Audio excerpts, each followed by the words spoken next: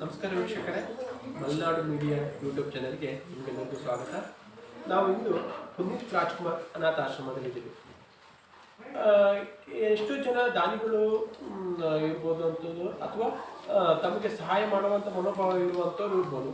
ಆದರೆ ಇಲ್ಲಿ ನಾಗರಾಜ ನಾಯ್ಕರವರು ತಾವೇ ಅದರಲ್ಲಿ ಇನ್ವಾಲ್ವ್ ಆಗಿ ತಾವೇ ಒಂದು ಆಶ್ರಮ ಕಟ್ಟಿ ಎಷ್ಟೋ ಜನ ಅನಾಥರಿಗೆ ತಮ್ಮದೇ ಆದ ಸ್ವಂತ ಖರ್ಚಿರುವುದು, ಕೆಲವು ದಾನಿಗಳ ಸಹಾಯ ತಗೊಂಡು ತಾವೇ ಒಂದು ಪ್ರಯತ್ನಪಟ್ಟು ನಡೆಸ್ತಿರುವಂಥ ಒಂದು ಪುನೀತ್ ರಾಜ್ಕುಮಾರ್ ಅಂತ ಹೆಸರು ಇಟ್ಕೊಂಡು ನಡೆಸ್ತಿರುವಂಥ ಅನಾಥಾಶ್ರಮ. ಇದನ್ನು ಹೇಗೆ ಬಂತು, ಇದರ ಹಿನ್ನೆಲೆ ಏನು ಅನ್ನೋದನ್ನ ಅವರು ನಾಗರಾಜ್ ನಾಯ್ಕಿರ್ಬೋದು, ಅವರ ಶ್ರೀಮತಿಯವರು ನಮ್ಮ ಜೊತೆಗಿದ್ದಾರೆ, ಅವ್ರ ಮೂಲಕನೇ ಕೇಳೋಣ. ನಮಸ್ಕಾರ ಸರ್, ನಿಮಗೆ ಮಲೆನಾಡು ಮೀಡಿಯಾ ಯೂಟ್ಯೂಬ್ ಚಾನಲ್ಗೆ ಮೊದಲೇ ಸ್ವಾಗತ ಕೊಡ್ತೀನಿ. ಇದೊಂದು ಉತ್ತಮ ಕಾನ್ಸೆಪ್ಟ್. ಯಾಕಂದ್ರೆ ಅನಾಥಾಶ್ರಮ ನಡೆಸೋದು ಅಷ್ಟೊಂದು ಕಷ್ಟಕರ ಕೆಲಸ, ಅಷ್ಟು ನೀವು ಪ್ರೀತಿಯಿಂದ ನಡ್ಸ್ಕೊಂಡು ಹೋಗ್ತಿದ್ದೀರಾ. ಇದು ನಡ್ಸ್ಬೇಕನ್ನೋದು ಮೊದಲ ಬಾರಿ ಹೇಗೆ ತಲೆ ಬಂತು? ಸರ್, ನನ್ನ ಹೆಸರು ನಾಗರಾಜ್ ನಾಯ್ಕ. ನಾನು ಹುಟ್ಟಿದ್ದು ಸಿರ್ಸಿ ತಾಲೂಕು ಮತ್ತಿಘಟ್ಟದಲ್ಲಿ. ನಮ್ಮ ತಂದೆಯವರು ಅಂಕೋಲ, ನಮ್ಮ ತಾಯಿಯವರು ಸಿರ್ಸಿ. ನಾನು ಹುಟ್ಟಿ 14ನೇ ದಿನಕ್ಕೆ ನಮ್ಮ ತಾಯಿ ತೀರ್ಕೊಂಡು. ಹಳ್ಳಿ ಜನ ಫೋಟೋ ಮಾಡ್ತಾಗಿಂದ ನಮ್ಮ ತಾಯಿ ಮುಖ ನಾನು ನೋಡಿದೆ. ನಂತರ ಕಾರಣಾಂತರಗಳಿಂದ ನಾನು ಮನೆ ಬಿಟ್ಟು, ಸಣ್ಣಿರುವಾಗೆ ಮನೆ ಬಿಟ್ಟು ಉಡುಪಿಯಲ್ಲಿ ಉಡುಪಿ ಮಠದ ಹೊರಾಂಗಣದಲ್ಲಿ ಮಲಗ್ತಾ ಇದ್ದೆ. ಅಲ್ಲಿ ರಸ್ತೆ ಮೇಲೆ ಓಡಾಡ್ತಾ ಇದ್ದೆ ಉಡುಪಿ. ಹೀಗೆ ನಾನು ಓಡಾಡುವಾಗ ಅಲ್ಲಿ ಒಂದು ಹೋಟೆಲ್ನಲ್ಲಿ ಕೆಲಸ ಮಾಡಿ ನಂತರ ನಾನು ಜೀವನದಲ್ಲಿ ಇಂಪ್ರೂವ್ಮೆಂಟ್ ಆಗಿ ಒಂದು ಸ್ಥಾನವನ್ನು ಬಂದೆ. ಹೀಗೆ ಜೀವನದಲ್ಲಿ ಒಂದು ಇಂಪ್ರೂವ್ಮೆಂಟ್ ಆಗಿ ಒಂದು ಕಷ್ಟ ಜೀವನದಿಂದಲೇ ಜೀವನದಿಂದ ತುಂಬ ಈ ಅನಾಥ ಸ್ಥಿತಿಯಿಂದ ನಾನು ಬಂದಿದ್ದು. ನನಗೆ ಎಲ್ಲ ರಿಲೇಷನ್ ಇದ್ರು, ಎಲ್ಲ ಬಂಧುಗಳು ಎಲ್ಲರೂ ಇದ್ರು, ಆದರೆ ನಾನು ಅನಾಥ ಸ್ಥಿತಿಯಲ್ಲಿ.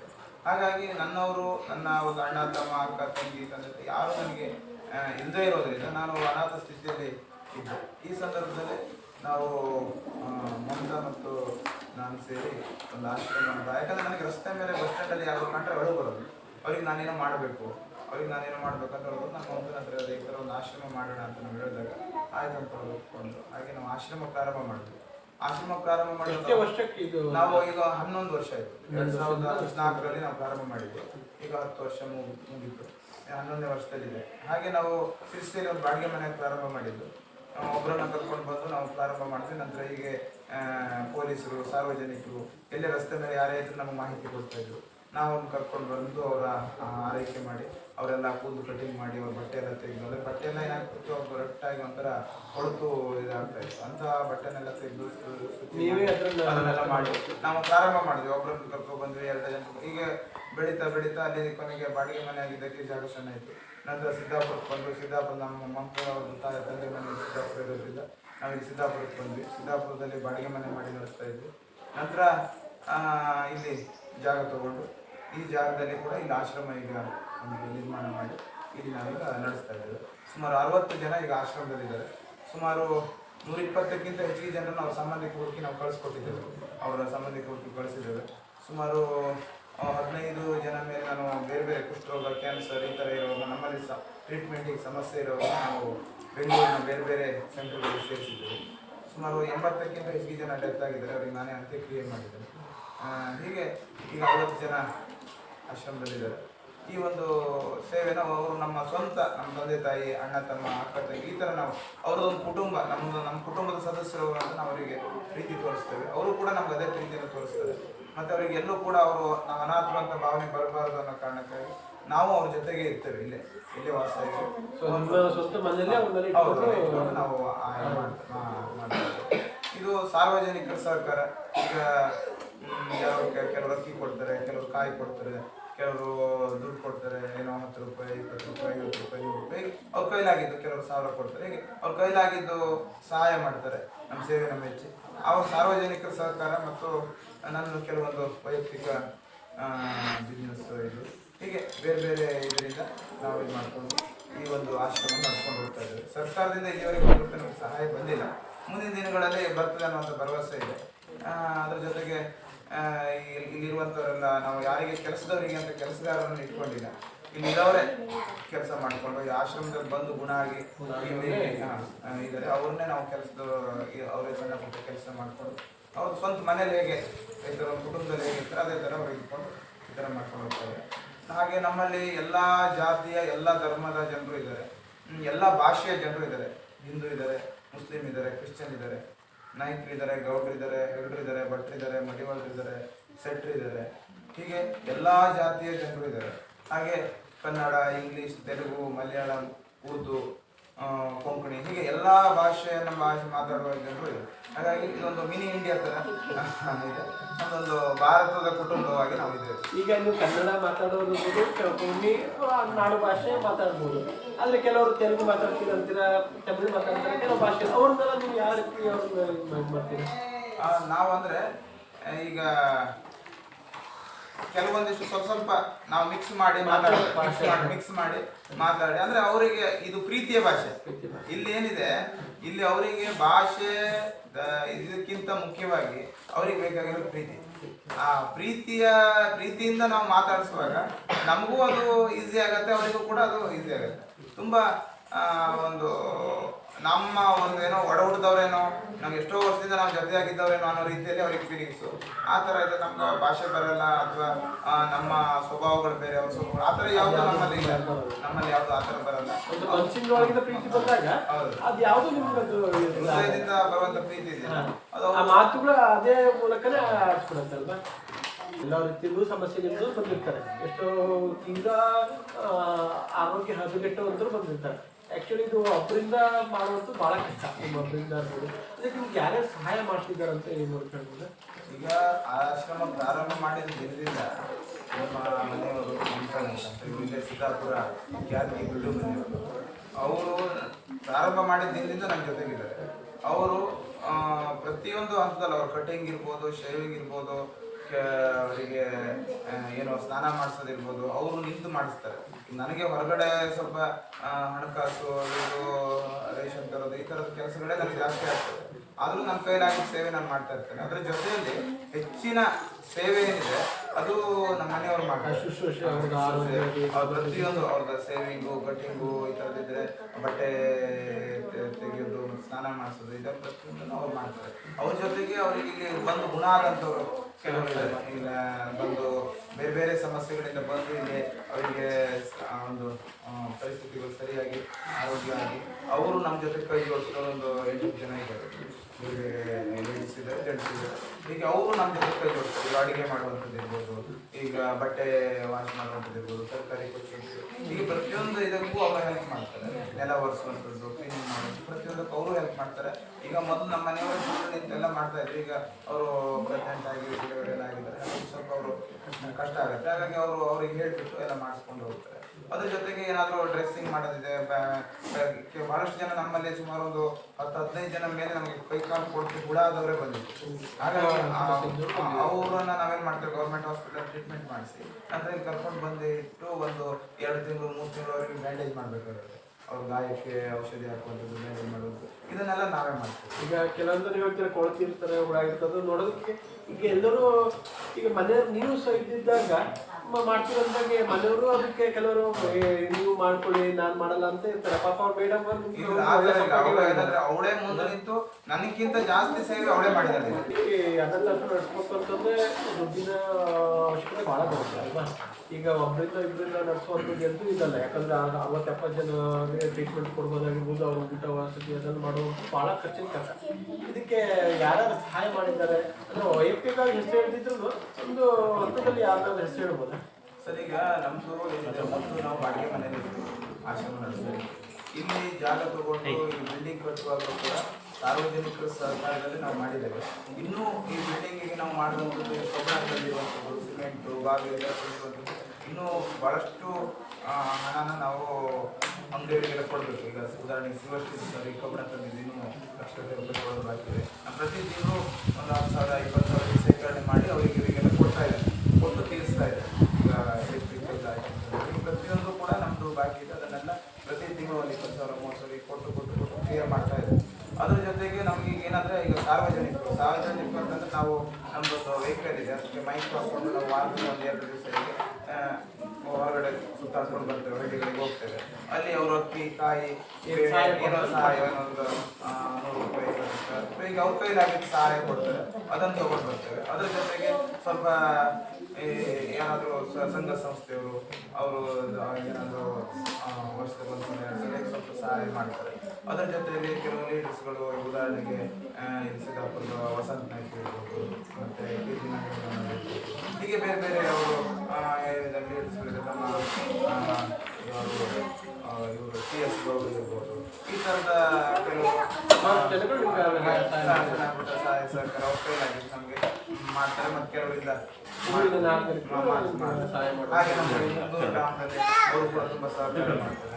ಮತ್ತು ಅದರ ಜೊತೆಗೆ ಇಲ್ಲಿ ಸಿದ್ದಾಪುರ ಪೊಲೀಸ್ ಸ್ಟೇಷನಿಂದ ಯಾವುದನ್ನು ಒಬ್ಬರು ಕರ್ಕೊಬರುವಂಥದ್ದು ಇರ್ಬೋದು, ಬಸ್ ಕೊಡುವಂಥದ್ದು ಎಲ್ಲ ತುಂಬ ಸಹಾಯ ಜೊತೆಗೆ ನಾವು ಯಾರಿಗೆ ಪೇಷಂಟ್ಗಳಿಗೆ ಕರ್ಕೊಂಡು ಹೋಗೋದು ಕೂಡ ಸರ್ಕಾರಿ ಆಸ್ಪತ್ರೆಗೆ ತುಂಬ ನಮಗೊಂದು ಸಹಕಾರ ಮಾಡಿ ಅಲ್ಲೇ ವೈದ್ಯಾಧಿಕಾರಿಗಳಿರ್ಬೋದು ನಮಗೆ ಇವರಿಗೆ ಏನು ಚಿಕಿತ್ಸೆಗೆ ಏನು ಬೇಕು ಅದೆಲ್ಲ ತುಂಬ ಸಹಕಾರ ಮಾಡ್ಕೊಂಡು ನಡ್ಕೊಂಡು ಹೋಗ್ತಾರೆ. ಹೀಗಾಗಿ ಎಲ್ಲ ಜನರು ತರಕಾರಿ ನಮಗೆ ಈ ಪ್ರತಿ ಬುಧವಾರ ಸಂತೆ ಮಾರ್ಕೆಟಲ್ಲಿ ಲಾಸ್ಟ್ ಹೆಚ್ಚಿಗೆ ಇರುವಂಥ ತರಕಾರಿನ ಎಲ್ಲ ತರಕಾರಿ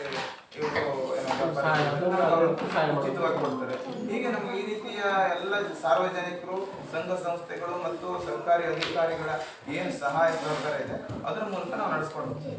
ಹೇಗಂದ್ರೆ ನಾವು ಅನಾಥರು ಅಂತ ನಮ್ಗೆ ಪೊಲೀಸರಿಂದ ಲೆಟರ್ ತಗೊಂಡು ನಾವು ಇಟ್ಕೊಳ್ತೀವಿ. ಯಾರು ಅನಾಥ ಇದ್ದಾರೆ ರಸ್ತೆ ಮೇಲೆ, ಬಸ್ ಸ್ಟ್ಯಾಂಡ್ಗಳಲ್ಲಿ ಯಾರು ಅನಾಥ ಸ್ಥಿತಿಯಲ್ಲಿದ್ದಾರೆ ಅಂಥವ್ರನ್ನ ಮಾತ್ರ ನಾವು ಕರ್ಕೊಂಡು ಬರ್ತೀವಿ. ನಮ್ಗೆ ದಿನಕ್ಕೊಂದು 10 ಫೋನ್ ಮೇಲೆ ಬರ್ತದೆ, ನಮ್ಮ ತಂದೆ ಈ ಥರ ಇದ್ದಾರೆ, ನಮ್ಮ ತಾಯಿ ಈ ಥರ ಇದ್ದಾರೆ, ನೋಡ್ಕೊಳ್ಳಿ ಅಂತ. ನಾವು ಅದಕ್ಕೆ ಯಾರಿಗೂ ನಾವು ಅವಕಾಶ ಕೊಡೋದಿಲ್ಲ.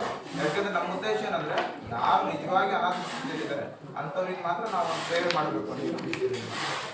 ಈಗ ನೋಡ್ತೀವಿ ಇಂಟರ್ವ್ಯೂ ಕಳಿಸ್ತಿದ್ದೀರಾ, ಈಗ ಕೇಳ್ಕೊತೀವಿ ಎಷ್ಟೋ ಜನ ಮಕ್ಕಳು ಈಗ ನಾನು ಬರುವಾಗ ನಾವು ಗಾಡಿ ಕರ್ಕೊಂಡ್ಬಂದು ಅವ್ರು ಫ್ರೀಯಾಗಿ ಕರ್ಕೊಂಡ್ಬಂದು ಇದು ಮಾಡ್ತಾರೆ. ಅದ್ರ ಬಗ್ಗೆ ಈಗ ಸರ್ ನಾವೇನಂದ್ರೆ ನಾವು ಆವಾಗ ಸಣ್ಣಿದ್ದಾಗ ನಮಗೆ ಶಿಕ್ಷಣಕ್ಕೆ ನಮಗೆ ಯಾರು ಸಹಕಾರ ಮಾಡೋರಿಗೆ ಮತ್ತು ಶಿಕ್ಷಣದ ಬಗ್ಗೆ ಮಾರ್ಗದರ್ಶನ ಮಾಡೋರಿಗೆ. ಹಾಗಾಗಿ ನಾವು ಕುಗ್ರಾಮದಿಂದ ಬಂದವನ್ನ ಇವತ್ತು ನಮಗೆ ದೇವರು ಒಂದು ಅವಕಾಶ ಕೊಟ್ಟಿದ್ದಾರೆ, ಒಂದು ಸೇವೆ ಮಾಡೋದಕ್ಕೆ ಒಂದು ಅವಕಾಶ ಕೊಟ್ಟಿದ್ದಾರೆ. ಅದ್ರ ಜೊತೆಯಲ್ಲಿ ಮಕ್ಕಳಿಗೆ ನಮ್ಮ ಆಶ್ರಮದಲ್ಲೂ ಮಕ್ಕಳಿದ್ದಾರೆ. ಹಾಗೆ ಇಲ್ಲಿ ಹೊರಗಿನ ಮಕ್ಕಳಿಗೂ ಈಗ ಸಿರಳಗಿ, ಹಾಳದಕಟ್ಟ, ಕೊಂಡಿ ಹೀಗೆ ಬೇರೆ ಬೇರೆ ಭಾಗದ ಮಕ್ಕಳಿಗೂ ಕೂಡ ನಾವು ಉಚಿತವಾಗಿ ಚಿತ್ರಕಲೆ ತರಬೇತಿ ಇಟ್ಕೊಂಡಿದ್ದೀವಿ. ಈಗ ಮುಂದಿನ ದಿನಗಳಲ್ಲಿ ಸ್ಪೋಕನ್ ಇಂಗ್ಲಿಷ್ ಮತ್ತು ಡಾನ್ಸ್ ಕ್ಲಾಸ್ ಮಾಡೋದಕ್ಕೆ ನಾವೆಲ್ಲ ಪ್ಲಾನಿಂಗ್ ಮಾಡಿದ್ದೇವೆ. ಅದಕ್ಕೆ ಮುಂದಿನ ದಿನದಲ್ಲಿ ಅದನ್ನು ಕೂಡ ಉಚಿತವಾಗಿ ಪ್ರಾರಂಭ ಮಾಡ್ತೀವಿ. ಯಾಕೆಂದ್ರೆ ಗ್ರಾಮೀಣ ಮಕ್ಕಳಿಗೆ ಈಗ ಸಿಟಿ ಒಳಗಿದ್ದ ಮಕ್ಕಳಿಗಾದ್ರೆ ಏನಾದರೂ ಟ್ಯೂಷನ್ ಕ್ಲಾಸ್ಗಳಿಗೆ ಹೋಗ್ತಾರೆ ಆಗ್ತದೆ. ಆದರೆ ಈ ಗ್ರಾಮೀಣ ಮಕ್ಕಳಿಗೆ ಅವರಿಗೆ ಈ ಥರ ಒಂದು ಅವಕಾಶಗಳು ಸಿಗೋದಿಲ್ಲ. ಅವರಿಗೆ ಆಸಕ್ತಿ ಇರ್ತದೆ. ಈಗ ನೋಡ್ರಿ ಎಷ್ಟೋ ಜನ ಪಾಪ ತಂದೆ ತಾಯಿಗಳು ಫೋನ್ ಮಾಡಿ ನಮ್ಮ ಮಕ್ಕಳನ್ನ ಕರ್ಕೊಂಡು ಹೋಗ್ರಿ ಅಂತ ಕಳಿಸ್ಬೋದು. ಅಂದ್ರೆ ಅವ್ರಿಗೆ ಎಷ್ಟು ಆಸಕ್ತಿ ಕಲಿಸ್ಬೇಕಂತ ಇದೆ. ಅದೇ ಅವರಿಗೆ ಒಂದು ಅವರ ಉದ್ಯೋಗದ ಸಮಸ್ಯೆ ಇರ್ಬೋದು, ಬಡತನ ಬೇರೆ ಬೇರೆ ಕಾರಣಗಳಿಗೆ ಮತ್ತೆ ದೂರ ಡಿಸ್ಟೆನ್ಸ್ ಸಿಟಿಗೂ ಮತ್ತು ಹಳ್ಳಿಗೂ ದೂರ ಇರೋದಿಲ್ಲ. ಅವ್ರಿಗೆ ಮಕ್ಕಳನ್ನ ಕರ್ಕೊಂಡು ಹೋಗಿ ಕರ್ಕೊಬರೋದಕ್ಕೆ ಕಷ್ಟ ಆಗುತ್ತೆ. ಹಾಗಾಗಿ ನಮ್ಮದೇ ವಾಹನದಲ್ಲಿ ನಾವೇ ಹೋಗಿ ಮಕ್ಕಳನ್ನ ಮನೆಯಿಂದ ಕರ್ಕೊಂಡು ಬಂದು ಅವರಿಗೆ ಉಚಿತವಾಗಿ ನಾವು ತರಬೇತಿ ಕೊಟ್ಟು ಮತ್ತು ಅವ್ರನ್ನ ಸುರಕ್ಷಿತವಾಗಿ ಅವ್ರ ಮನೆಗೆ ನಮ್ಮದೇ ವಾಹನದಲ್ಲಿ ತಗೊಂಡು ಹೋಗಿ ಮುಗಿಸುವಂಥ ವ್ಯವಸ್ಥೆ ನಾವು ಮಾಡ್ತೀವಿ. ನಾನು ಡ್ರಾಯಿಂಗ್ ಸರ್ದು ಸಂದರ್ಶನ ಮಾಡಿದ್ದೆ. ಅವ್ರು ಹೇಳಿದ್ರು ಕೆಲವೊಂದು ಗೌರ್ಮೆಂಟ್ ಶಾಲೆಗಳಿಗೆ ಫ್ರೀಯಾಗಿ ಟ್ರೈನಿಂಗ್ ಇದು ಮಾಡ್ತೀನಂತ. ಇದು ಬಂದು ನೋಡಿದಾಗ ಅವರೇ ನಮ್ಗೆ ಸಿಕ್ಕಿದ್ರು. ಅವರು ಇದು ಬಂದು ಒಂದು ಇದು ಮಾಡ್ತಿದ್ರು, ಒಂದು ಖುಷಿ ಆಯಿತು. ರಾಘವೇಂದ್ರ ನಾಯ್ಕ ಬೆಳಗ್ಗೆಯವರು ಅವರು ನಮಗೆ ಅಲ್ಲ ಇವರು ಸಂದರ್ಶನ ಮಾಡಿದ್ದೀನಿ. ಇವರು ಕಲೆಯನ್ನ ಎಷ್ಟೋ ಜನ ಗುರುತಿಸಿದರೆ ಎಷ್ಟು ಖುಷಿ ಆಗುತ್ತೆ. ಎಷ್ಟೆಲ್ಲ ಒಂದು ಆರೋಗ್ಯ ಸಮಸ್ಯೆ ಇದ್ರು ಸಹಿತ ಇವರು ಮಾಡಿದ ಸಂದರ್ಶನ ಮಾಡಿದ್ರು. ಇವರು ಕೆಲವೊಂದು ಗೌರ್ಮೆಂಟ್ ಸ್ಕೂಲ್ಗಳಿಗೆ ಫ್ರೀಯಾಗಿ ಹೇಳುವಂಥದ್ದು ಇದು ಒಂದು ಖುಷಿ ಆಗುವಂಥ ವಿಷಯ. ಈಗ ನಮ್ಮ ಒಂದು ಆಶ್ರಮಕ್ಕೂ ಕೂಡ ಈಗ ಇದೆಲ್ಲ ಚಿತ್ರಗಳನ್ನ ಬಿಡಿಸಿ ಗೋಡೆಗೆ ಚಿತ್ರಗಳನ್ನ ಬಿಡಿಸ್ಕೊಟ್ಟಿರ್ಬೋದು. ಅದಕ್ಕೂ ಕೂಡ ತುಂಬಾ ಚೆನ್ನಾಗಿ ಒಂದು ಇದನ್ನ ತುಂಬಾ ಬಹಳಷ್ಟು ಜನರು ಬಂದಾಗ ಹೇಳ್ತಾರೆ ಇಲ್ಲಿ ಎಷ್ಟು ಅಂಗನವಾಡಿಗಳಿಗೆ ನಾನು ಹೋಗಿದ್ದೇವೆ, ಅದು ಇಷ್ಟು ಚೆನ್ನಾಗಿ ಎಲ್ಲೂ ಆಗಿಲ್ಲ, ಆದರೆ ಎಷ್ಟು ಬ್ಯೂಟಿಫುಲ್ ಆಗಿ ಸುಂದರವಾಗಿ ಮಾಡಿದ್ದಾರೆ. ಒಂದು ಮಾನವೀಯ ಗುಣಗಳಿದೆ. ಏನಂತಂದ್ರೆ ನಮಗೆ ಒಂದು 5 ವರ್ಷದಿಂದ ಅವರು ಪರಿಚಯ, 6 ವರ್ಷದಿಂದ ನಮ್ಮ ಆಶ್ರಮಕ್ಕೆ ಅವರು ಪ್ರತಿ ತಿಂಗಳು ಸ್ವಲ್ಪ ಅಕ್ಕಿ ತಂದು ಈಗ ಅವ್ರ ಕೈಲಾಗಿದ್ದು ಅವ್ರು ತಂದು ಕೊಡ್ತಾ ಇದ್ದಾರೆ.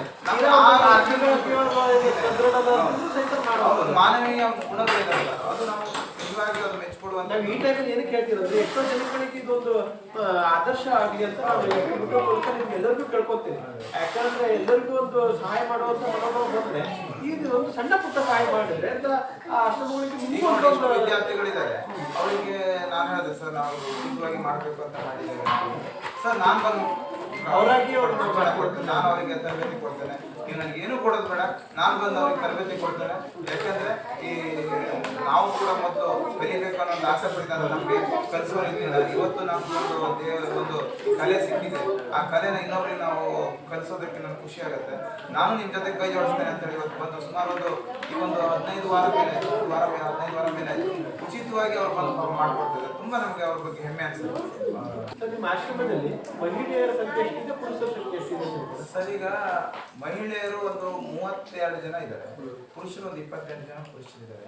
ಮತ್ತೆ ನಾವು ಸಪರೇಟ್ ಆಗಿ ಯಾರು ಈ TB ಪೇಷಂಟ್ಗಳು ಅವರಿಗೆ ಸಪರೇಟ್ ಆಗಿ, ಕೆಲವರು TB ಪೇಷಂಟ್ ಇರ್ತಾರೆ, ಕೆಲವರು ಬೆಡ್ ರಿಡನ್ ಇರ್ತಾರೆ, ಅಂಥವರಿಗೆಲ್ಲ ಸಪರೇಟ್ ರೂಮ್ಗಳನ್ನು ಮಾಡಿದ್ದಾರೆ. ಈಗ ನಾವು ಲೇಡೀಸಿಗೆ ಸಪರೇಟ್ ರೂಮ್, ಜೆಂಟ್ಸಿಗೆ ಸಪರೇಟ್ ರೂಮ್ ಮಾಡಿದ್ರೆ ಅವ್ರಿಗೆ ಟಾಯ್ಲೆಟ್ ಬಾತ್ರೂಮ್ ಎಲ್ಲ ಸಪರೇಟ್ ಇಟ್ಟಿದ್ದಾರೆ. ಹಾಗಾಗಿ ಅವರಿಗೆ ಯಾವುದೇ ಒಂದು ತೊಂದರೆ ಆಗಿರೋ ಥರ ನಾವು ಸಪರೇಟ್ ಆಗಿ ವ್ಯವಸ್ಥೆ ಮಾಡಿದ್ದೇವೆ. ಮತ್ತೆ ಕಿಚನ್ ಬೇರೆ ಇದೆ, ಹಾಲ್ ಇದೆ, ಹೀಗೆ ಬೇರೆ ಬೇರೆ ಏನು ಬೇಕು ಆಶ್ರಮಕ್ಕೆ ಎಲ್ಲ ವ್ಯವಸ್ಥೆಗಳನ್ನು ನಾವು ಮಾಡ್ಕೊಂಡಿದ್ದೇವೆ. ಇನ್ನೂ ಅನೇಕ ಕೆಲಸ ಕಾರ್ಯ ಆಗುವಂಥದ್ದು ಬಾಕಿ ಇದೆ. ಈಗ ಉದಾಹರಣೆಗೆ ಬೆಡ್ಗಳು ಬೇಕು, ನೆಲಕ್ಕೆ ನಾವು ಚಾಪೆ ಹಾಸಿ ಮಲಗಿಸ್ತಾ ಇದ್ದೇವೆ, ಪಾಟ್ ಬೇಕು. ಆಮೇಲೆ ಬೇರೆ ಬೇರೆ ಈಗ ನೆಲಕ್ಕೆ ಟೈಲ್ಸ್ ಅಥವಾ ಮ್ಯಾಟ್ ತಗೊಳ್ತೇವೆ, ಅದು ಒಂದು ವ್ಯವಸ್ಥೆ ಬೇಕು. ದಾನಿಗಳು ಒಂದು ಹೆಚ್ಚಿನ ಸಂಖ್ಯೆಯಲ್ಲಿ ಸಹಾಯ ಮಾಡಿ ಅಂತ ನಾವು ಈ ಮೂಲಕ ಒಂದು ತಿಳ್ಕೊಬೋದು. ಅಭ್ಯಾಸದ ಒಂದು ಜನಗಳಿಗೆ ತೋರಿಸ್ಬೋದು ಯಾವ ರೀತಿ ವ್ಯವಸ್ಥೆ. ಸರ್, ಈಗ ಇದು ಮಹಿಳೆಯರ ರೂಮು. ಮಹಿಳೆಯರ ರೂಮ್ ನಾನು ತೋರಿಸ್ತೀನಿ. ಇದು ಮಹಿಳೆಯರ ರೂಮು. ಇವರಿಗೆ ಮಲಗೋಕ್ಕಲ್ಲ ಇಲ್ಲೇ ವ್ಯವಸ್ಥೆ ಮಾಡಿದ್ದಾರೆ. ಅದ್ರ ಜೊತೆಗೆ ಕೆಲವರು ಹೊರಗಡೆ ಮಲಗ್ತಾರೆ ಹಾಲಲ್ಲಿ, ಕೆಲವರೆಲ್ಲ ಇಲ್ಲೊಂದಿಬ್ಬರನ್ನ ಪರಿಚಯ ಇವರು ಉಚ್ಚುರಮ್ಮ ಅಂತ. ಇವರು ಹಾನಗಲ್ಲಿಂದ ಪೊಲೀಸರು, ಹಾವೇರಿ ಜಿಲ್ಲೆ ಹಾನಗಲ್ಲಿಂದ ಪೊಲೀಸರು. ಇವರು ಮಗಳು ಇವಳನ್ನ ಮನೆಯಿಂದ ಹೊರಗೆ ಹಾಕಿದ್ಲಂತೆ. ಇವಳು ಯಾವುದೊಂದು ಬಸ್ ಸ್ಟ್ಯಾಂಡಲ್ಲಿ, ಹಳ್ಳಿಯಲ್ಲಿ ಒಂದು ಬಸ್ ಸ್ಟ್ಯಾಂಡಲ್ಲಿ ಸುಮಾರು ತಿಂಗಳುಗಳ ಕಾಲ ಸಾರ್ವಜನಿಕರಿಗೆ ಕೊಟ್ಟಿದ್ದು ಊಟ ಇದೆಲ್ಲ ಮಾಡ್ಕೊಂಡಿದ್ದಾಗ ಅನಾರೋಗ್ಯ. ಆವಾಗ ಅಲ್ಲಿಂದ ಹಾನಗಲ್ ಪೊಲೀಸರು ಮತ್ತು ಅಲ್ಲಿ ಸಾರ್ವಜನಿಕರು ನಮ್ಮ ಹತ್ರ ಕಳಿಸ್ಕೊಟ್ಟಿದ್ರು. ಇವರಿದಲ್ಲ, ಇವರು ರಂಜಿತ್ ಅಂತ. ಇವಳು ಕೂಡ ರಸ್ತೆ ಮೇಲೆ ಇದ್ಲು. ಅವಳು ಯಾವ ಊರು ಅಂತ ಗೊತ್ತಿಲ್ಲ ನಮಗೆ, ಆದ್ರೆ ಅವಳು ಕನ್ನಡ ಮಾತಾಡೋದಕ್ಕೆ ಬರಲ್ಲ. ಅವಳು ಒರಿಸ್ಸಾ ಆ ಥರ ಮಾತಾಡ್ತಾಳೆ, ಆ ಕಡೆ ಅವಳು. ಈಗ ನಮ್ಮಲ್ಲಿ ಕೊರೋನಾ ಟೈಮಲ್ಲಿ ಅವಳನ್ನು ಕಳಿಸ್ಕೊಟ್ಟಿದ್ದೆ ಈ ಥರ. ಹಾಗೆ ಇವರು ಲಕ್ಷ್ಮಮ್ಮ ಅಂತ, ಇವರು ಸಿರ್ಸಿಯಿಂದ ಪೊಲೀಸರು ಕಳಿಸಿದ್ರು. ಹೀಗೆ ಸಿರ್ಸಿಯಲ್ಲಿ ರಸ್ತೆ ಮೇಲೆ ಓಡಾಡ್ತಾ ಇದ್ರಂತೆ, ಅಲ್ಲಿಂದ ಕರ್ಕೊಂಡು ಬಂದಿದ್ವಿ. ಬೇರೆ ರಾಜ್ಯದವರು ಇದ್ದಾರೆ, ಎಲ್ಲ ಕಡೆಯವರು ಇದ್ದಾರೆ, ಎಲ್ಲ ಕಡೆಯವರು ಇದ್ದಾರೆ. ಸ್ವಲ್ಪ ಮಾತಾಡ್ತಾರೆ, ಕನ್ನಡ ಸ್ವಲ್ಪ ಬರ್ತಾಳೆ. ಮೊದಲು ತಮಿಳೇ ಮಾತಾಡ್ತಿದ್ರು, ಸ್ವಲ್ಪ ಕನ್ನಡ ಮಾತಾಡಿ. ಈಗ ನಮ್ಮಲ್ಲೇ ಇದ್ದು ಕಲ್ತಿರೋದು ಕನ್ನಡ. ಈಗ ಇವರಿಗೆ ಇಲ್ಲಿ ಒಂದು ಬಾತ್ರೂಮ್, ಒಂದು ಕಮೋಡು, ಒಂದು ಸಾದ, ಆಮೇಲೆ ಇಲ್ಲಿ ಬಾತ್ರೂಮ್, ಟಾಯ್ಲೆಟ್, 2 ಟಾಯ್ಲೆಟ್, ಒಂದು ಬಾತ್ರೂಮ್, ಬಿಸಿನೀರು ವ್ಯವಸ್ಥೆನೇ ಇದೆ. ಬಿಸಿನೀರು ವ್ಯವಸ್ಥೆನೇ ಮಾಡಿ. ಪುರುಷರು ಕೊಠಡಿ ಇಲ್ಲಿ ನಾವು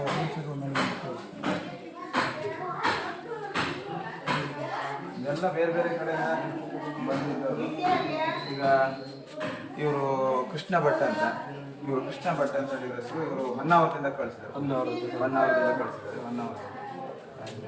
ಆಮೇಲೆ ಇವರು ಕೇರಳದಲ್ಲಿ ಸಿದ್ದಾಪುರಕ್ಕೆ ಬಂದು 50 ವರ್ಷ ಆಯ್ತು ಅವನು. ಈಗ ಗೌಡೆ ಕೆಲಸ ಅದು ಇದು ಮಾಡ್ಕೊಂಡಿದ್ದಂತೆ. ಈಗೇನಾಗಿದೆ, ಅಲ್ಲೆಲ್ಲ ಹಳ್ಳಿಯಲ್ಲಿ ಇದ್ದ ಅವನು. ಈಗ ಅವ್ರ ಮನೆ ಇವ್ರ ಮನೆ ಇರ್ತಿದ್ದವ. ಈಗ ವಯಸ್ಸಾಯ್ತು, ಓಡಾಡೋಕ್ಕಾಗಲ್ಲ. ಇಲ್ಲಿ ಬಂದಿದ್ದಾನೆ, ಈ ಟ್ರೀಟ್ಮೆಂಟ್ ಎಲ್ಲ ಇದೆಲ್ಲ ಮಾಡಿಸ್ತಾ ಇದ್ದಾರೆ. ಹೀಗೆ ಬಾತ್ರೂಮ್ ಭಟ್ಕಳ.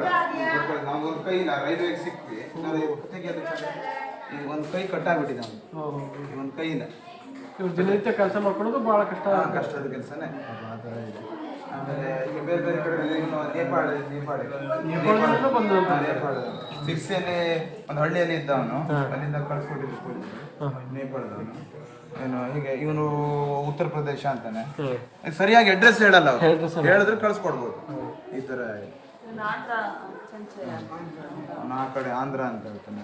ಹೀಗೆ ಬೇರೆ ಬೇರೆ ಇದರವ್ರು ಇದ್ದಾರೆ, ಆದ್ರೆ ಅಲ್ಲಿ ಸರಿಯಾದ ಅಡ್ರೆಸ್ ಹೇಳೋದಿಲ್ಲ ಅವರು. ಸಮಸ್ಯೆ. ಕೆಲವರಿಗೆ ಕಣ್ಣು ಕಾಣೋದಿಲ್ಲ, ಕೆಲವರಿಗೆ ಅವರು ಹೆಗಡ್ರು.